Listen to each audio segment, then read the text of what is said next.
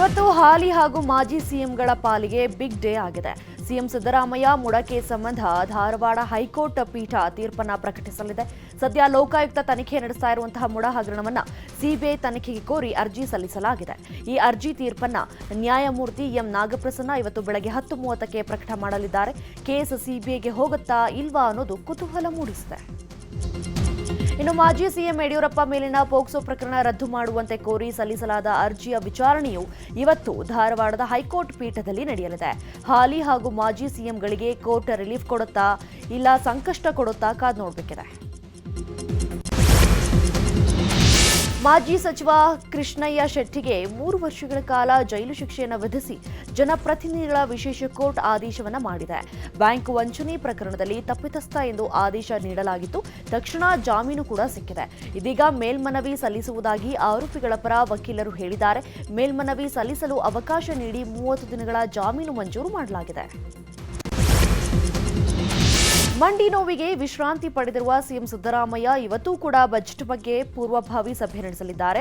ಬೆಳಗ್ಗೆ 11 ಗಂಟೆಗೆ ಸಂಪನ್ಮೂಲ ಕ್ರೋಢೀಕರಣ ಅಧಿಕಾರಿಗಳ ಜೊತೆ ಸಭೆಯನ್ನು ನಡೆಸಲಿದ್ದಾರೆ. ಮಧ್ಯಾಹ್ನ 12 ಗಂಟೆಗೆ ಸಮಾಜ ಕಲ್ಯಾಣ ಇಲಾಖೆ, ಕನ್ನಡ ಮತ್ತು ಸಂಸ್ಕೃತಿ ಇಲಾಖೆ, ಹಿಂದುಳಿದ ವರ್ಗಗಳ ಕಲ್ಯಾಣ ಇಲಾಖೆ ಜೊತೆ ಸಭೆ ನಡೆಸಲಿದ್ದಾರೆ. ರೆಬಲ್ ನಾಯಕರ ವಿರುದ್ಧ ಬಿಜೆಪಿ ರಾಜ್ಯಾಧ್ಯಕ್ಷ ವಿಜಯೇಂದ್ರ ವಾಗ್ದಾಳಿಯನ್ನು ನಡೆಸಿದ್ದಾರೆ. ಬೆಂಗಳೂರಿನಲ್ಲಿ ಸುದ್ದಿಗೋಷ್ಠಿ ನಡೆಸಿ ಮಾತನಾಡಿದ ಅವರು, ಯಡಿಯೂರಪ್ಪ ಅವರ ತೇಜೋವಧೆ ಮಾಡ್ತಿದ್ದಾರೆ. ರೆಬಲ್ಸ್ ಟೀಮ್ಗೆ ಯಾರೂ ಬುದ್ಧಿ ಹೇಳ್ತಿಲ್ಲ. ಪಕ್ಷದ ಬಗ್ಗೆ, ಹಿರಿಯರ ಬಗ್ಗೆ ಎಷ್ಟೇ ಲೂಸ್ ಟಾಕ್ ಮಾತನಾಡಿದ್ರೂ ಸುಮ್ಮನಿದ್ದಾರೆ ಅಂತ ಪರೋಕ್ಷವಾಗಿ ಹೈಕಮಾಂಡ್ ವಿರುದ್ಧ ಹಾಗೂ ರಾಜ್ಯ ನಾಯಕರ ವಿರುದ್ಧವೂ ಅಸಮಾಧಾನವನ್ನು ಹೊರಹಾಕಿದರು. ಅಲ್ಲದೆ ಪಕ್ಷದಲ್ಲಿನ ಗಲಾಟೆ ಕಾರ್ಯಕರ್ತರನ್ನ ಘಾಸಿ ಮಾಡ್ತಾ ಇದೆ. ದಿನಕ್ಕೊಂದು ಹೇಳಿಕೆ ನೀಡುವುದು ಅವರಿಗೆ ಗೌರವ ತರಲ್ಲ ಅಂತ ರೆಬೆಲ್ಸ್ ನಾಯಕರ ವಿರುದ್ಧ ಕಿಡಿಕಾರಿದ್ದಾರೆ. ದುಃಖದ ಸಂಗತಿ ಅಂತ ಹೇಳಿದ್ರೆ, ದುರ್ದೈವ ಅಂತ ಹೇಳಿದ್ರೆ, ವಿಜೇಂದ್ರ ಬಗ್ಗೆ ಯಾರೇನ್ ಬೇಕಾದ್ರೆ ಹಗುರವಾಗಿ ಮಾತಾಡ್ಕೊಳ್ಳಿ, ಅದ್ರ ಬಗ್ಗೆ ಸಹಿಸ್ಕೊಳ್ತೇನೆ. ಹಿರಿಯರು ಮಾತಾಡಬೇಕಾದ್ರೆ ಯುವಕರಾಗಿ ಅದನ್ನು ಸಹಿಸ್ಕೊಂಡು ಹೋಗಬೇಕು. ಆದರೆ ಈ ಪಕ್ಷ ಕಟ್ಟಿರ್ತಕ್ಕಂಥ ಒಬ್ಬ ಹೋರಾಟಗಾರ, ರೈತ ನಾಯಕ ಯಡಿಯೂರಪ್ಪನವ್ರ ಬಗ್ಗೆ ಮಾತನಾಡಬೇಕಾದ್ರೂ ಸಹ ಎಂಥ ಕೀಳ್ಮಟ್ಟದ ಭಾಷೆನ ಪ್ರಯೋಗ ಮಾಡ್ತಾ ಇದ್ದಾರೆ. ಅವೆಲ್ಲವನ್ನೂ ಕೂಡ ನೋಡ್ಕೊಂಡು ಕೂರ್ತಕ್ಕಂಥದ್ದು ಅಪರಾಧನೇ. ಇವತ್ತು ಅನೇಕ ಹಿರಿಯರು ಕೂಡ ಕಳೆದ 1 ವರ್ಷದಿಂದ ನಿರಂತರವಾಗಿ ಯಡಿಯೂರಪ್ಪನವ್ರನ್ನ ತೇಜೋವಧೆ ಮಾಡ್ತಕ್ಕಂಥ ಕೆಲಸ ಆಗ್ತಾ ಇದೆ. ಯಡಿಯೂರಪ್ಪನವರಿಗೆ ಅವಮಾನ ಮಾಡ್ತಕ್ಕಂಥ ಕೆಲಸ ಮಾಡ್ತಾ ಇದ್ದಾರೆ. ಈ ಹೇಳಿಕೆಗಳೇನು ನೀಡ್ತಾ ಇದ್ದಾರೆ, ಯಾರೇ ನೀಡ್ತಾ ಇರ್ಬೋದು, ಆ ಹೇಳಿಕೆಗಳು ತಪ್ಪು, ಅದು ಸರಿಯಲ್ಲ.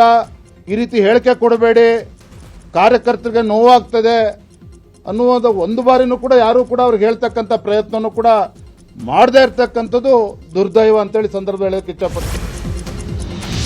ಚಿತ್ರದುರ್ಗದ ಭರಮಸಾಗರದ ಸಿರಿಗೆರೆ ಮಠದ ತರಳಬಾಳು ಹುಣ್ಣಿಮೆ ಮಹೋತ್ಸವ ನಿಮಿತ್ತ ರಾಜಕಾರಣ, ಸಮಾಜ ವಿಚಾರದ ಮೇಲೆ ಚರ್ಚೆ ನಡೆಯಿತು.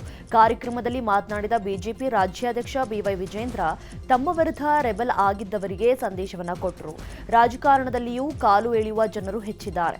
ನಾನು ಜೀವನದಲ್ಲಿ ಹೆದರುವುದು ಇಬ್ಬರಿಗೆ ಮಾತ್ರ, ನಮ್ಮ ತಂದೆಯವರಿಗೆ ಮತ್ತು ಗುರುಗಳಿಗೆ ಮಾತ್ರ ಅಂತ ಯತ್ನಾಳ್ ಸೇರಿ ರೆಬಲ್ ಟೀಮ್ಗೆ ಪರೋಕ್ಷವಾಗಿ ಸಂದೇಶವನ್ನು ಕೊಟ್ಟರು. ಸಮಾಜ ಮತ್ತು ರಾಜಕಾರಣ ಒಂದು ರೀತಿ ಸಮುದ್ರದ ಮಥನ ಇದ್ದ ಹಾಗೆ. ಸಮುದ್ರದ ಮಥನ ನಡಿಬೇಕಾದ್ರೆ ರಾಕ್ಷಸರು ಇದ್ರು, ದೇವತೆಗಳು ಕೂಡ ಇದ್ರು. ಸಮುದ್ರದ ಮಥನ ಆಗ್ಬೇಕಾದ್ರೆ ರಾಕ್ಷಸರುಗಳು ಇದ್ರು, ದೇವತೆಗಳು ಕೂಡ ಇದ್ರು. ಮಥನದಲ್ಲಿ ಒಂದೇ ಸಲ ನಮಗೆ ಅಮೃತ ಸಿಗೋದಕ್ಕೆ ಸಾಧ್ಯ ಇಲ್ಲ. ಹಾಲವನ್ನು ಕುಡಿದಾಗ, ಇತರ ವಸ್ತುಗಳನ್ನು ನುಂಗಿದಾಗ ಮಾತ್ರ ಅಮೃತ ಸಿಗೋದಕ್ಕೆ ಸಾಧ್ಯ ಆಗ್ತದೆ. ಹಾಗಾಗಿ ಇಂದಿನ ರಾಜಕಾರಣಿಗಳು ನೆನ್ಪಿಡ್ಕೋಬೇಕಾಗಿರ್ತಕ್ಕಂಥದ್ದು, ಒಂದೇ ಸಲ ಅಮೃತ ಸಿಗೋದಕ್ಕೆ ಸಾಧ್ಯ ಇಲ್ಲ. ವಿಷಕಂಠನಂತೆ ಎಲ್ಲ ಕಷ್ಟ ಕಾರ್ಪಣ್ಯಗಳನ್ನು ನುಂಗಿಕೊಂಡು ನಮ್ಮ ಸ್ವಹಿತಾಸಕ್ತಿ ದೃಷ್ಟಿಯಿಂದ ಅಲ್ಲ, ಸಮಾಜದ ದೃಷ್ಟಿಯಿಂದ, ಈ ನಾಡಿನ ಹಿತದೃಷ್ಟಿಯಿಂದ ಎಲ್ಲ ಕಷ್ಟ ಕಾರ್ಪಣ್ಯಗಳನ್ನು ನುಂಗಿಕೊಂಡು ಮುಂದೆ ನುಗ್ಗಿದಾಗ ಮಾತ್ರ ನಾವು ಯಶಸ್ವಿಯಾಗಿ ರಾಜಕಾರಣದಲ್ಲಿ ಮುಂದೆ ಬರೋದಕ್ಕೆ ಸಾಧ್ಯ ಆಗ್ತದೆ. ನೀವು ಕಬಡ್ಡಿಯನ್ನು ನೋಡ್ರಿ, ಭಾರತ ಇಲ್ಲಿವರೆಗೂ ಯಾವ ದೇಶವೂ ಕೂಡ ಭಾರತನ ಮಣಿಸೋದಕ್ಕೆ ಸಾಧ್ಯ ಇಲ್ಲ. ಕಾರಣ ಏನಪ್ಪ ಅಂತ ಹೇಳಿದ್ರೆ ಕಬಡ್ಡಿ ಅಂತ ಹೇಳಿದ್ರೆ ಕಾಲು ಎಳಿತಕ್ಕಂಥದ್ದು. ಕಾಲು ಎಳೆಯೋದ್ರಲ್ಲಿ ಭಾರತೀಯರನ್ನ ಯಾರೂ ಕೂಡ ಮೀರಿಸೋದಕ್ಕೆ ಸಾಧ್ಯ ಇಲ್ಲ. ಆದರೆ ಈ ವ್ಯವಸ್ಥೆ ರಾಜಕಾರಣದಲ್ಲೂ ಇದೆ, ಸಮಾಜದ ವ್ಯವಸ್ಥೆಯಲ್ಲೂ ಕೂಡ ಇದೆ. ವಿಜಯೇಂದ್ರಗೆ ಅನುಭವದ ಕೊರತೆ ಎಂದಿದ್ದ ಮಾಜಿ ಸಚಿವ ಶ್ರೀರಾಮುಲು ಹೇಳಿಕೆಗೆ ರಾಜ್ಯಾಧ್ಯಕ್ಷ ಬಿವೈ ವಿಜಯೇಂದ್ರ ಕಿಡಿಕಾರಿದ್ದಾರೆ. ಅವರಷ್ಟು ಅನುಭವ ನನಗೆ ಇಲ್ಲ ಅನ್ನೋದು ಸತ್ಯ, ಆದರೆ ಒಬ್ಬ ಕಾರ್ಯಕರ್ತನಾಗಿ ನನಗೆ ಅನುಭವ ಇದೆ. ಲಕ್ಷಾಂತರ ಕಾರ್ಯಕರ್ತರ ಬೆಂಬಲ ನನಗಿದೆ. ಕಾರ್ಯಕರ್ತರ ಅಭಿಪ್ರಾಯದಂತೆಯೇ ರಾಜ್ಯಾಧ್ಯಕ್ಷ ಪಟ್ಟ ಸಿಗುತ್ತೆ ಅಂತ ಶ್ರೀರಾಮುಲು ಹೇಳಿಕೆಗೆ ವಿಜಯೇಂದ್ರ ತಿರುಗೇಟು ಕೊಟ್ಟಿದ್ದಾರೆ.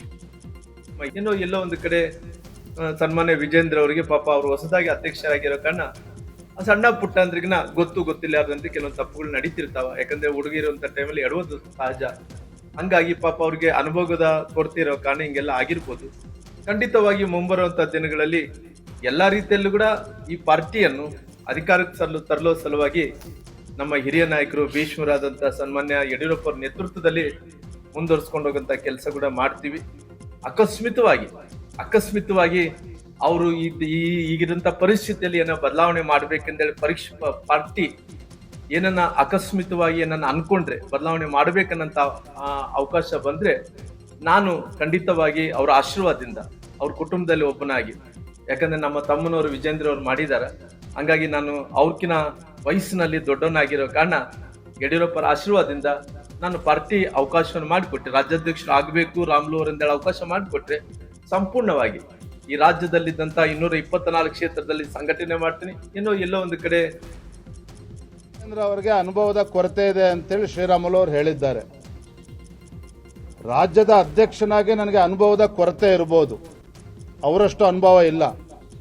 ಶ್ರೀರಾಮುಲು ಇರ್ಬೋದು, ಅನೇಕ ಹಿರಿಯರು BS ಯಡಿಯೂರಪ್ಪನವ್ರ ಜೊತೆ ಅನಂತಕುಮಾರ್ ಜೊತೆ ಪಕ್ಷವನ್ನು ಕಟ್ಟಿದ್ದಾರೆ, ಅವ್ರದ್ದೇ ಆದಂಥ ಅನುಭವ ಇದೆ, ಅದನ್ನು ಒಪ್ಕೊಳ್ತೇನೆ.